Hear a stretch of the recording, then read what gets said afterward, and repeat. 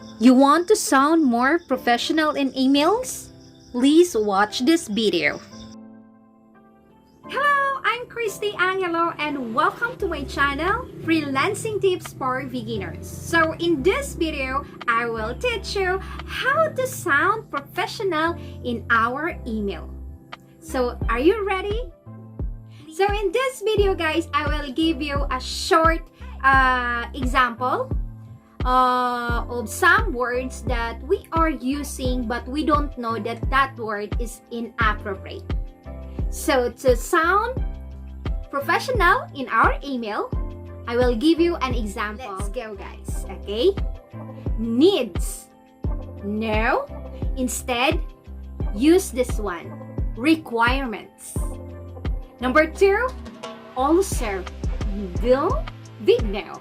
Instead, furthermore. Number 3, but. No. Instead, however.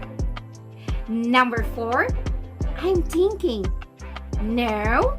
Instead, I'm considering. Number 5, I can't. No. Instead, I'm unable to.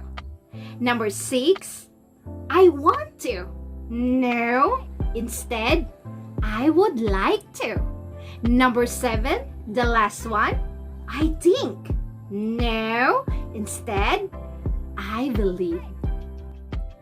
So, thank you guys. That's it. I hope that in this simple example that I share to you now, that you can also apply that one in your email so that you'll sound professional. If you find this video helpful, don't forget to like, comment, and share, and also subscribe, and don't forget to hit the notification bell so that every time I release video, you will be updated. So thank you once again.